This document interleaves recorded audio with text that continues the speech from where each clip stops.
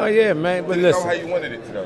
It did, because we went in with 3 game plans. And, when one, kind of, made the fight kind of awkward, we went to the second one and it paid dividends. So, I'm always confident, and not arrogant at all. Lamont is not arrogant, but we know our business and we know what we do. We know how hard we work. Take me through the fight.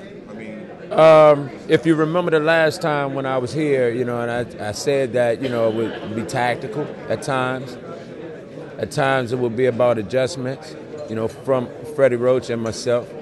And in the end, it ended up being a war. And, ultimately it boiled down to Wills, who wanted it more. And there's an unwritten rule in boxing that you have to take the title away from the champ. And we did that. Did you expect more from Amir? Because, a lot of people in the UK didn't think that he fought his fight. No, I didn't underestimate him. And, I thought he did exactly what it was that he could do for that time. I thought he had some offensive and defensive flaws that we could exploit, which we did. Overall, skill-wise, Lamont is a better overall skill fighter.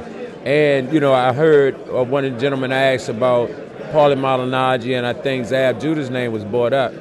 But this is not Zab, this is not Paulie, this is Lamont Peterson. Totally different fighter. When I was assessing the fight myself, I didn't think that Peterson showed a lot of power, so I didn't kind of see how he was going to win the fight. The work rate was there, but he didn't seem to have the power to trouble Amir. Was that something you was aware of going into the fight? Oh, no. You have to go back, and a lot of times, you gauged on one fight. If you look at Lamont's career, early on in Lamont's career, he fought at 140 pounds, which was really at 132. He fought junior middleweights. One guy we fought down in the Mississippi area years ago, we fought him at 140 pounds. The next time we saw him fight, he was over 170. So had he had a chance to really fight in his division, he would have had a lot more knockouts than what he had. So, a lot of times his power is underestimated. There's a reason why the average fighter that fight Lamont don't want to fight him toe-to-toe. There was a time in that fight where it looked like he wasn't going to do it, like his heart was letting him down and you physically had to wake him up. It's a story behind that also. Let's hear it. That round, when he came back to the corner, and after a while, it's not about teaching anymore. I've taught Lamont ever since he was a baby. It's about getting in his head. It's about getting in his mind. And he dropped his head. I know exactly what you're talking about. And I threw his head up.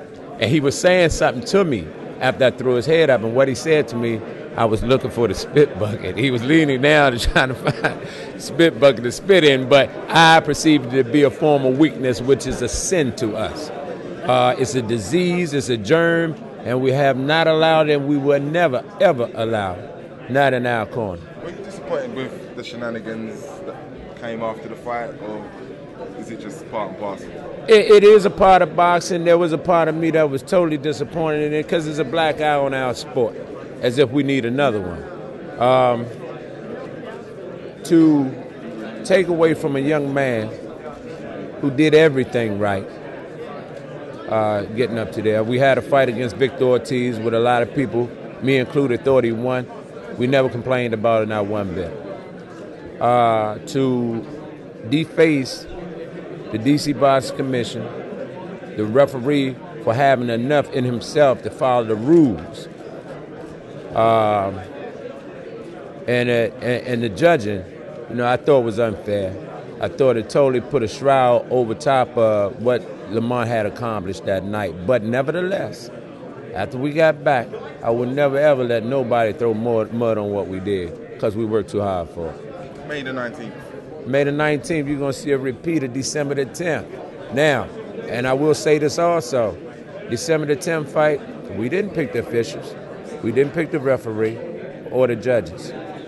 And May the 19th, I see, I won't predict or I'm not into the, we're going to knock him out thing or nothing like that there, but definitely I predict a victory. Good luck with it. Thank you.